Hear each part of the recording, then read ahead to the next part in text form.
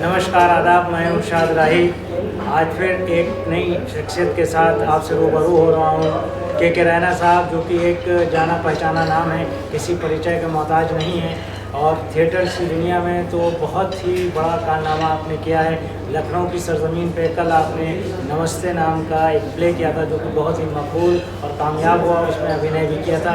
आइए जानते हैं रैना साहब से कि थिएटर्स में और फिल्मों में किस तरह से उन्होंने अपना सफ़र शुरू किया। सर, आपका स्वागत है हमारे चैनल शख्सियत में। आप लोगों को ये बताइए कि आपने किस तरह से थिएटर्स में अपनी शुरुआत की।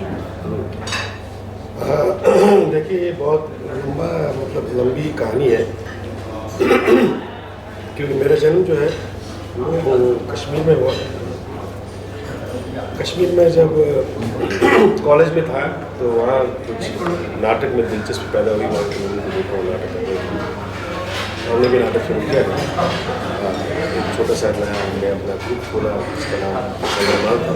सगरमाल मैं नाटक करता रहा, लेकिन एक पता नहीं कैसे और क्यों मेरे में ये कसक थी कि मैं जब जो भी कोई काम करूँगा उसको अच्छी तरह से समझूंगा, उसको अच्छी तरह से जानूंगा। तो मैं जानता था कि मुझे लग रहा था कि कुछ अध कचरा काम कर रहे हैं, क्योंकि हमको मालूम होता है कि ये जो प्रक्रिया होती है नाटक करने की, इसका जो ग्रामर जो है उसकी ग्रामर को हमको नहीं मालूम था। नेचुरल लेवल पर शुरू किया था, तो इसलिए मैंने तय किया था कि मैं इसको सीखूँगा। इसकी जो प्रक्रिया है कैसे करूँ, सीखते कैसे हैं। सिर्फ डायलॉग बोलना तो नाटक नहीं होता। तो मैं नेशनल स्कूल ऑफ ड्रामा गया, वहाँ से 3 साल का कोर्स किया एक्टिंग में। तो उसके बाद रिबेटरी में रहा नेशनल स्कूल ऑफ ड्रामा की, वहाँ काफ़ी प्लेस में काम किया। वो अनुभव बहुत अच्छा था, वो एजुकेशन बहुत अच्छा था। क्योंकि मैं ये समझता हूँ कि मतलब लोग समझते हैं, कहते हैं कि भाई ये जो टैलेंट होता है एक्टिंग का नेचुरल होता है, हाँ ये सही है, लेकिन उसको मतलब संवारने सजाने का जो काम करता है वो आपको स्कूल करता है, आपको ट्रेनिंग करता है, कोई वर्कशॉप करता है, वो बहुत ज़रूरी होता है। उसके बाद बॉम्बे आए। बॉम्बे में भी हमने नाटक शुरू किया। हमारी संस्था का नाम सुनने है, उसी सुनने संस्था का आपने कल देख लिया कि नमस्ते। ये संस्था हम पिछले 20-25 साल से चला रहे हैं बॉम्बे में, और लगातार नाटक करते रहे। और इस दौरान हमने फिल्म में भी काम किया, फिल्मों में भी काफ़ी काम किया, टेलीविज़न काफ़ी करता रहा। तो ये ऐसा एक छोटी सी जर्नी थी, और वो जर्नी अभी भी चालू है। तो अभी मैं उम्मीद करता हूँ कि और भी 20 साल चालू है। सर, आप फिल्मों में भी काम किया है और थिएटर्स में काम अपना बहुत योगदान है। फिल्मों में काम करने में सुकून आपके पास थिएटर्स में या फिल्म? देखिए, स्कूल में दोनों का होता है, ऐसी बात नहीं। सिर्फ ये देखिए क्या होता है कि ये एक गलत धारणा हुई है लोगों के बीच में कि भाई ये मीडियम ज़्यादा अच्छा है, अच्छा। ऐसा नहीं। अगर आप हर मीडियम का ग्रामर अच्छी तरह से समझेंगे, तो बेसिकली मैं अभिनय करता हूँ, चाहे वो स्टेज हो, चाहे वो सिनेमा हो, चाहे वो टेलीविज़न हो। अभिनय करता हूँ तो अभिनय है। तो आपको किसी चीज़ को व्यक्त करना है इमोशनली, तो वो तो उधर हर तीनों मंजिल्स में आपको करना पड़ेगा। लेकिन आपको हर मीडियम की अपनी एक इम्पोर्टेंस है। जैसे कि थिएटर में आप अभिनय का ज़्यादा जो डोमिनेंट पार्ट होता है एक्सप्रेस करने का, वो लैंग्वेज ज़बान आपकी आवाज़ है। क्योंकि थिएटर में जो 10वें लोगों पर बैठा है उसको आपका एक्सप्रेशन नहीं दिख रहा है, वो आपको समझ रहा है सिर्फ आपकी भाषा से, आपकी आवाज़ से, आप क्या बोल रहे हैं। ये प्रॉब्लम फिल्म में नहीं होता है। फिल्म में कैमरा आपके बहुत नज़दीक आएगा, आपसे फेशियल एक्सप्रेशन से, आँखों से, और बहुत ज़ोर से बोलने की ज़रूरत नहीं पड़ती। आप बहुत ही रियल परफॉर्मेंस हो जाता है। और वो रिटेक भी दे सकते हैं। बहुत सही बात आपने सही कही, रिटेक भी हो सकता है, और टेलीविज़न में भी वैसा है। लेकिन जो सवाल आपने किया कि एक्साइटमेंट किस मीडियम में है, तो मैं ये कहूँगा कि एक्साइटमेंट थिएटर में है। वो इसलिए क्योंकि आप जब पर्दा खुलता है तो आपको 2.5 घंटे के बीच में कोई रिटेक नहीं है। आपको दोबारा करने की, जो आपने गलती की है वो गलती के साथ, अगर आपने गलती की तो वो जीना पड़ेगा। उस शो में आपने गलती की, वो आपको ज़िंदगी में याद रहेगा कि मैंने शो की। तो इसलिए वो जो 2.5 घंटे का नाटक शुरू से आखिर तक आप उस कैरेक्टर को जी रहे हैं, और उसका रिएक्शन जो है इमीडिएट आपका ऑडियंस में उससे मिलता है। ऑडियंस आपको देख रहा है, आपकी बात सुन रहा है, उस पर रिएक्ट भी कर रहा है। तो जो आप कर रहे हैं उसका रिएक्शन भी साथ साथ मिल रहा है, ये बहुत अच्छी बात है। बहुत इसमें बहुत एक्साइटमेंट है, जो एक्साइटमेंट शायद सिनेमा में नहीं है। सिनेमा में दूसरी तरह का एक्साइटमेंट है, आप जाते हैं सिनेमा में, फिल्म देखते हैं, लोग डायरेक्टर देखते हैं, मतलब वो जो इंटीमेसी है, जो इंटीमेट रिएक्शन है ऑडियंस और एक्टर के बीच में जो संवाद हो रहा है, उसका एक्साइटमेंट बहुत अच्छा है। इसलिए मैं ये कहूँगा कि थिएटर मुझे ज़्यादा एक्साइटमेंट है, मुझे ज़्यादा एक्साइटमेंट है। रैना साहब, आप एक्टर्स के और एक्ट्रेसेस के लिए कोई मैसेज देना चाहेंगे कि वो क्या करें और कैसे?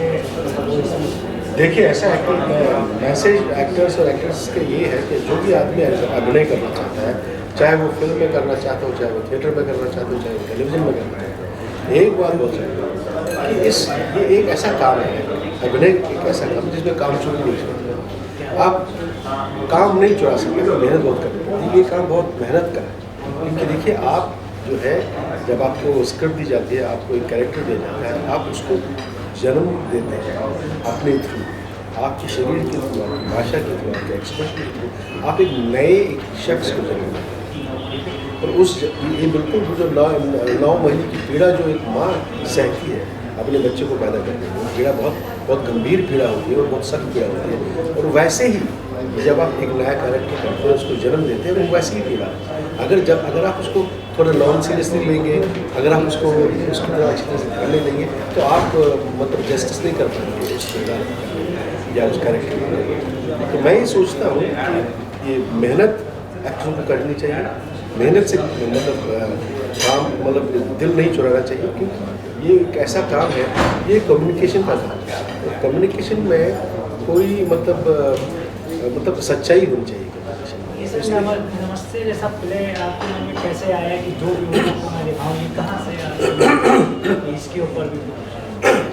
देखिए, जैसे मैंने कहा कि सुरने संस्था में मैं इला जी के साथ इकट्ठे काम करते हैं और पिछले 25-30 साल से हम ये फिल्म ग्रुप चलाते हैं। मैं जब ड्रामा स्कूल से बॉम्बे आया तो मैंने देखा कि मेरे जो सीनियर्स थे कुछ या मेरे साथ के कंटेम्परेरीज थे, वो वही कुछ कर रहे थे जो ड्रामा स्कूल में किया। तो मुझे ये बड़ा अजीब सा लगा। मैंने कहा जो काम हमने किया है उसको दोबारा यहाँ करने का मतलब नहीं है, क्योंकि मुझे याद है मेरे गुरुजी ने मुझे कहा था कि अगर तुमको अपनी प्रतिभा को दिखाना है तो वो काम करो जो कि डिफ़िकल्ट काम हो, जो सख्त काम हो, जो जिस पे चैलेंज हो, तो तभी आप कुछ बता सकते हैं कि आप में प्रतिभा है। ऑर्डिनरी काम तो सभी करते हैं, लेकिन अगर आपको बताना है कि नहीं मैं एक्स्ट्रा ऑर्डिनरी हूँ, तो आपको एक्स्ट्रा ऑर्डिनरी काम करना चाहिए। तो इस तरह से हमने क्या किया कि मैं पढ़ लेता हूँ बहुत जल्दी, तो हमने अपने काम जो है डिस्ट्रीब्यूट किया। जैसे कि मैं प्लेस चुनता हूँ, देखता हूँ, जहाँ जाता हूँ तो पहले मैं देखता हूँ कि प्लेस खरीदता हूँ, उनको पढ़ता हूँ। पढ़ के जब मुझे एहसास हो जाए कि ये जो नाटक है इसमें एक नई बात हम कह रहे हैं, चाहे वो प्ले की विधा हो, स्ट्रक्चर हो, कैरेक्टराइजेशन हो या मैसेज हो, तो मैं इलाजी पर कहता हूँ भाई ये प्ले मैंने पढ़ा, ये अच्छा है, तो आप उसको पढ़ लो उसको, क्योंकि वो अडेप्ट करते हैं। आपको ये हैरानी होगी, ये बहुत कम होता है कि हम 25-30 साल से इकट्ठे हैं और हमारे जो हमने नाटक किए हैं उन सबको मैक्सिमम के सारे नाटकों को अडेप्ट इलाजी नहीं किया, कि ये होना बहुत ही अपने में एक एग्जाम्पल है। क्योंकि 2 क्रिएटिव पीपल जो है तो मतलब 6 महीने साथ रहे तो बहुत बड़ी बात है, क्योंकि वो रह नहीं पाते। लेकिन हमारा ये है कि भाई ठीक है, मैं पढ़ूंगा, आप लिखेंगे, आप अडेप्ट करेंगे, हम दोबारा बैठेंगे, उसको डिस्कस करेंगे।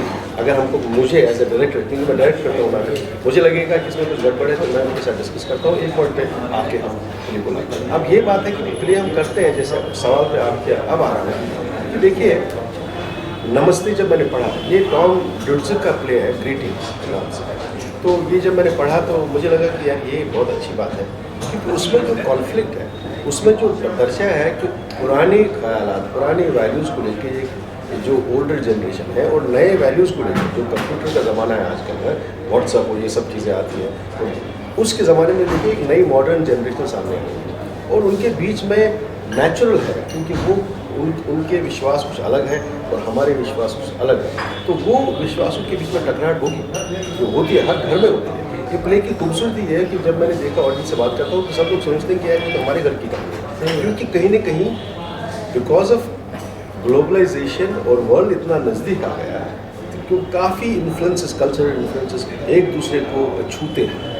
ठीक है, आप देखते हैं कि भाई आप यहाँ से बच्चा अमेरिका जाता है, वहाँ का रहन सहन अलग होता है, हो सकता है उसको कुछ एक चीज़ों में वहाँ कंफर्ट महसूस होता हो जो कि यहाँ हिंदुस्तान में नहीं है, या वहाँ के लोग यहाँ आते हैं तो वो उनको लगता है कि यार ये हमारे यहाँ नहीं है, ये हिंदुस्तान में है। तो ये जो एक्सचेंज होता है उस एक्सचेंज से एक नई भाषा समझिए, एक नई दिशा आती है जो हमारे जवान नौजवान मतलब ले रहे हैं या पकड़ रहे हैं उसको। और आजकल की जनरेशन में तो हमारे जो मैं छोटा था तो हम अपने माँ बाप से या एल्डर से हम क्वेश्चन नहीं कर सकते, क्योंकि हमारे वही संस्कार थे कि जो पिताजी ने कहा है, जो बड़ों ने कहा उसको मान लो, उसको क्वेश्चन मत करो। तो आज की जनरेशन वो जनरेशन नहीं है, वो आप उसको कुछ कहेंगे तो आपसे पहले सवाल पूछेंगे कि ये ऐसा क्यों करेंगे। ये अच्छी बात है, ये अच्छी बात है, क्योंकि जो मैं ये महसूस करता हूँ कि एज ए चाइल्ड या जब मैं छोटा था जो मुझे क्वेश्चन मेरे दिमाग में आए थे मैं नहीं पूछ पाया, और आजकल की जनरेशन पूछ रही है तो बहुत अच्छी बात है। लेकिन वो ये रहा है कि सब लोग अपने में घुटे घुटे, क्योंकि बच्चे को ये डर है कि यार अगर मैं ये कहूँगा पिताजी से तो नाराज़ हो जाएंगे, क्योंकि उसको मालूम है पिताजी की मान्यताएँ दूसरी है, उसके संस्कार दूसरे हैं। तो घुटा होकर क्या होता है, ये कॉन्फ्लिक्ट अंदर शुरू हो जाता है। लेकिन हमारा नमस्ते में ये कहता है कि भाई आप बात कीजिए, संवाद कीजिए, आप कनेक्ट कीजिए दूसरे। जब आप संवाद करेंगे, कनेक्ट करेंगे, बातचीत करेंगे दूसरे से, तो सारी समस्याओं का हल निकल जाएगा। ये एक बेसिक मैसेज है इस नाटक में। मैं ये कहना चाहता हूँ कि भाई देखिए, जो पुराना है, पुराने में भी बहुत सी चीज़ें हैं जो बहुत अच्छी हैं, उनको आगे बढ़ाना चाहिए। लेकिन बहुत सी चीज़ें हैं तो आजकल के ज़माने में मुझे लगता है उनका कोई रेलेवेंस नहीं है, उनको डिस्कार्ड करना चाहिए, उनको छोड़ना चाहिए, और जो नया है उसको अपनाना चाहिए। तो ये बहुत इंपॉर्टेंट मैसेज है। जब मुझे लगा कि फिल्म में ये है तो हमने डिसाइड किया। Thank you very much, thanks a lot, thank you. ये थे के रैना साहब, और इसके बाद अगले हफ्ते मिलेंगे किसी और नई शख्सियत के साथ। तब तक के रखिए अपना ख्याल और अपने वतन है।